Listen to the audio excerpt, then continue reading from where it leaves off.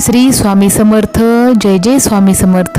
स्वामी भक्तांनो, आज मी तुमच्यासाठी नाही रे नाही कोणाचे कोणी भाग 10 घेऊन आलेली आहे. आत्तापर्यंतच्या भागामध्ये आपण पाहिलं रामानंद स्वामी आणि त्यांच्या पत्नी दोघेही घराबाहेर पडतात, खूप दूर निघून जातात आणि त्यानंतर त्या घरामध्ये राहतात फक्त त्यांच्या आई. आणि त्यांच्या आईची भाऊ आणि भाऊजाईने खूप हाल करून टाकले. बिचाऱ्या आईचं वय झालेलं होतं आणि त्या वयामध्ये तिला घरातलं सगळं काम करायला लागायचं. अशा वेळेस आई रामानंद स्वामींच्या परतण्याची डोळे भरून वाट पाहत असायची, परंतु रामानंद स्वामी परत आले नाही. एक दिवस तिच्या मुलाने आणि सुनाने तिला घराबाहेर काढलं आणि ती फिरत फिरत रामानंद स्वामींच्या मठामध्ये येऊन पोहोचते आणि भिकाराच्या रांगेमध्ये जेवण करायला बसते. रामानंद स्वामी स्वतः जेवण वाढत असतात, पंगत वाढत असतात. ते वाढत वाढत आईजवळ येतात आणि आईला ओळखून म्हणतात, आई तू इथे कशी? तेव्हा आई त्यांना ओळखतच नाही, कारण रामानंद स्वामींची दाढी वाढलेली असते, पूर्ण चेहरा दाढीनं झाकून गेलेला असतो, त्यामुळे त्यांना लवकर ओळखायलाच येत नाही. परंतु जेव्हा त्यांची ओळख पडते तेव्हा आईने रामानंद स्वामींना कडकडून मिठी मारली आणि खूप रडून घेतलं. आणि शेवटी रामानंद स्वामींनी आईंना सांगितलं की तुम्हाला 3 नातरुंड झाले आहेत. एक आहे विठ्ठल, पांडुरंग आणि पंढरीनाथ. सर्वांना त्यांनी बोलवलं आणि आजीची ओळख करून दिली. वडिलांची आज्ञा मानून ते तिघेही आपल्या वडिलांजवळ धावत आले आणि एकदम बोलले, काय बाबा? रामानंद म्हणाले, ही बघा तुमची आजी. आमची आजी? सर्वांच्या चेहऱ्यावर प्रश्नचिन्ह उमटले, कारण कौशल्याबाईंचा अवतार पाहून कोणालाही असेच वाटले असते की ती कोणीतरी रस्त्यावरची भिकारी म्हणून. परंतु आपले वडील जर सांगताहेत की ती आमची आजी आहे तर ती नक्कीच आपली आजी असणार. असा विचार करून ते पटापटा खाली वाकून तिचे चरण स्पर्श केले. तेवढ्यात तिथे जानकीबाई आल्या. आपल्या सासूला पाहून त्यांना अत्यानंद झाला. त्यांनी लगेच खाली वाकून त्यांना नमस्कार केला. तशा कौशल्याबाईंनी आशीर्वाद देत म्हटले, अखंड सौभाग्यवती भव. तेव्हा त्यांना जानकीबाई म्हणाल्या, सासूबाई चला तुम्हाला तुमचे कपडे देते. त्यावर त्या आश्चर्य व्यक्त करत बोलल्या, सासूबाई आज या नवीन नावाने हाक मारलीस मला तू तर? त्या पुढे काही बोलण्याआधीच त्यांची क्षमा मागत जानकीबाई म्हणाल्या, माफ करा आई, माझ्याकडून चुकून सासूबाई हा शब्द आला. मला माहिती आहे की मी सासूबाई म्हटलेलं तुम्हाला आवडत नाही ते. अगं वेडी आहेस का तू?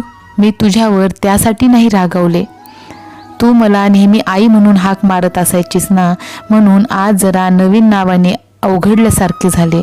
पण काही हरकत नाही, तू मला काहीही म्हटले तरी माझी हरकत नाही. ते काही नाही, आत्तापर्यंत जे म्हणत आले तेच पुढेही म्हणणार आणि हा अधिकार माझ्याकडून तुम्ही हिरावून घेऊ शकत नाही. तेव्हा कौशल्याबाई एकदम खुश होऊन म्हणाल्या, बरं झालं बाई, देवाने मला तुझ्यासारखी एक मुलगी पण दिली ती. आता मी साऱ्या जगाला अभिमानाने सांगेन की देवाने मला मुलगाच नाही तर मुलगी पण दिली आहे. बरं आता प्रशंसा बस करा आणि आधी कपडे बदली करायला चला. असे म्हणून जानकीबाई आपल्या सासूबाईंना आपल्या खोलीत घेऊन गेल्या. तसेच विठ्ठल, पंढरीनाथ आणि पांडुरंग हे तिघेही आपापल्या कामाला निघून गेले. जानकीबाईंनी अलमारी उघडून त्यातून एक नवीन कोरी करकरीत नऊवारी साडी काढून देत म्हणाल्या, ही घ्या साडी. अगं पण ही नवीन आहे, मला आता म्हातारीला नवीन काय करायचे आहे? एखादी जुनी साडी असेल ती दिलीस तरी चालेल. जुने पुराणे का? आता नवीनच घालायचे तुम्ही कपडे. आणि मी कुठून आणलेत हे कपडे? तुमच्या चिरंजीवानीच दिलेत ते कपडे, त्यामुळे माझ्या अगोदर तुमचा अधिकार आहे या कपड्यांवर, कारण तुम्ही त्यांच्या माता आहात. हे ऐकता क्षणी कौशल्याबाईंचे मन एकदम भरून आले आणि त्या म्हणाल्या, पुढच्या जन्मी तू माझी मुलगी बनून जन्माला ये. त्यावर जानकीबाई म्हणाली, असं मात्र अजिबात मागू नका देवाजवळ. का ग, मी तुझी आई झाली तर तुला आवडणार नाही का? मला आवडेल हो, पण मी तुमची मुलगी म्हणून जन्माला आली तर तुमचे चिरंजीव कुठे जातील? त्यांना तर तुमच्या उदरातून जन्म घ्यायचा असेल ना. जानकीबाईच्या वक्तव्याचा अर्थ समजताच त्या हसून म्हणाल्या, असं म्हणतेस होय, मग तर तू माझी सूनच होऊन ये. म्हणजे दोन्ही नाती चालवता येतील नाही का? जानकीबाई उद्गारल्या. खरंय. तेव्हा कौशल्याबाई वात्सल्य नजरेने जानकीबाईकडे पाहत बोलल्या, मला वाटतं खरंच मी मागील जन्मी थोडेसे पुण्य केले असावे, म्हणून तुझ्यासारखी सून मला मिळाली. किती मान देतेस तू मला. नाहीतर त्या दोघी किती वाईट वागायच्या माझ्याशी. एक एक प्रसंग आठवला म्हणजे डोळ्यात अश्रू उभे राहतात आणि त्याच वेळी मनाचा एकदम थरकाप होतो आणि दोघींसाठी क्रोध निर्माण होतो. असं वाटतं की दोघींना शापित करावं, पण पुन्हा मन म्हणतं ती माझीच तर मुलं आहेत ना, ते जरी चुकले तरी तुला चुकून कसं चालेल बरं? त्यांना त्यांच्या कर्माची शिक्षा परमेश्वर देईलच, तू कशाला त्यात पडतेस, असं माझं मन मला म्हणतं आणि त्यामुळे मी माघार घेते, झाले गेले विसरून जाते. यापुढे तुमची मुलगी तुम्हाला कसला त्रास होऊ देणार नाही याची खात्री बाळगा. अगं, ते कुणी देव सांगायला हवाय का मला? बरं, तू आता विषय संपवा आणि अगोदर आंघोळ करून घ्या आणि मगच नवीन कपडे परिधान करा. बरी आठवण केलीस, मला आंघोळ केल्याशिवाय बरं सुद्धा वाटणार नाहीये. चल अगोदर मला पाणी काढून दे. हो देते, चला. असे म्हणून दोघेही आत गेल्या. जानकीबाई चुलीवर पाणी गरम करण्यासाठी टोप ठेवला.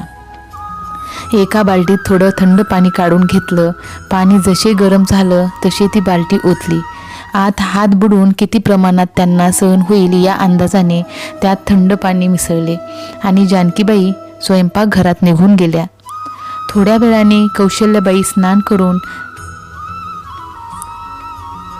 स्नानघरातून बाहेर आल्या. नवीन कपडे परिधान केले. आता त्यांचे रूप पहिल्यासारखे खुलून दिसत होते. त्यानंतरचे इकडच्या तिकडच्या गप्पा गोष्टी झाल्या. तेव्हा बोलताना सहज म्हणून रामानंद स्वामींनी आपल्या आईला विचारलं, खरं तर मला तुझा विसरच पडला होता, पण बरं झालं तू स्वतःच इथं आलीस ती. पण तुला इथला पत्ता कुणी दिला? अरे हो, विसरलोच मी सांगायला. मी रागाने घर सोडून निघाली होती. तेव्हा रामाच्या मंदिरात या गावचा एक माणूस भेटला आणि त्याने मला इथं आणून सोडलं. काय बरं त्याचं नाव? किंचित विचारमग्न होतात आणि नाव आठवण्याचा प्रयत्न करतात. जसं नाव आठवतं तशा त्या म्हणाल्या, हां आत्ता आठवलं, त्यानं आपलं नाव विठू सांगितलं. पण रामानंद स्वामी समजून गेले की विठू म्हणजे कोण. ते लगेच प्रसन्नतेने म्हटले, अगं आई, पांडुरंगाने तुला इथं आणून सोडलं. काय सांगतोस? म्हणजे स्वतः पांडुरंग मला इथे सोडायला आला आणि मी कर्मदरिद्री बाई, देवाला ओळखलं सुद्धा नाही. फुटक्या नशिबाची आहे रे मी. असं म्हणू नकोस आई, तुला त्याची प्रत्यक्ष भेट झाली हे काय कमी आहे? त्याच्या भक्तांना तर अनेक वर्ष तपश्चर्या करूनही त्यांचे दर्शन होत नाही आई. खरंय पोरा, खरंच मी भाग्यवान आहे. भक्तांची संख्या दिवसेंदिवस वाढतच होती. मोठे धनिकसुद्धा रामानंद स्वामींची भेट घेण्यासाठी येत असत. रामानंद स्वामी सर्वांना हेच सांगत होते की या जगात ईश्वर भक्तीच श्रेष्ठ आहे. जो विठ्ठलमय झाला त्याला कशाचीही कमतरता नाही. विठ्ठल आपल्या भक्तांच्या घरी चाकरीसुद्धा करतो. जसे की एकनाथ महाराजांच्या घरी श्रीखंड्या बनवून कावडीने पाणी वाहिले, जनाबाईच्या घरी जात्यावर दळण दळिले, दामाजी पंतांसाठी तर विठू महारसुद्धा बनला. बादशहाच्या दरबारात जाऊन सोन्याच्या मोहरा देऊन दामाजी पंतांनी गोरगरिबांना वाटलेल्या धान्याचे पैसे दिले. किती महिमा सांगावा त्या भक्तीचा आणि काय वर्णावी ती अगाध लीला त्या विठ्ठलाची, म्हणून म्हणावेसे वाटते. धन्य ते संतजन, धन्य ती पंढरी. आपल्या भावाने आपल्याला घरातून काढले त्याबद्दल रामानंदांना अजिबात वाईट वाटले नव्हते, कारण त्यांनी स्वतःहून घर सोडले होते. जर मनात असते तर त्यांनी स्वतःचा अधिकार सहज मिळविला असता, पण त्यांना घरात कलह व्हायला नको होता, म्हणून ते स्वतःच घरातून निघाले होते. हे त्यांना अजिबात सहनच झाले नाही. त्यांनी आपल्या मनात ठाम निश्चय केला की काहीही झाले तरी एक वेळ जरूर आपल्या मूळ गावी जावे आणि आपल्या भावांना त्यांचा जाब विचारावा. म्हणून त्यांनी आपल्या आईला सांगितले की मी बाहेरगावी जात आहे, लवकरच परत येईन. असं सांगून ते आपल्या मूळ गावी यायला निघाले. आणि जेव्हा ते आपल्या घरी पोहोचले तेव्हा त्यांचा थाटमाट पाहून तर त्यांच्या बंधूंनी ओळखलेच नाही. पण जशी ओळख सांगताच दोघेही आश्चर्य व्यक्त करतात, तेव्हा शांताराम बोलला, अरे दादा, तू? आम्ही ओळखलंच नाही बघ तुला. तसे लगेच सदानंदने विचारले, आणि तुझ्यात एवढा कायापालट कसा झाला? कुठं गुप्तधनाचे घबाड सापडले की काय? त्यावर रामानंद बोलले, होय, गुप्तधनच सापडले आहे मला.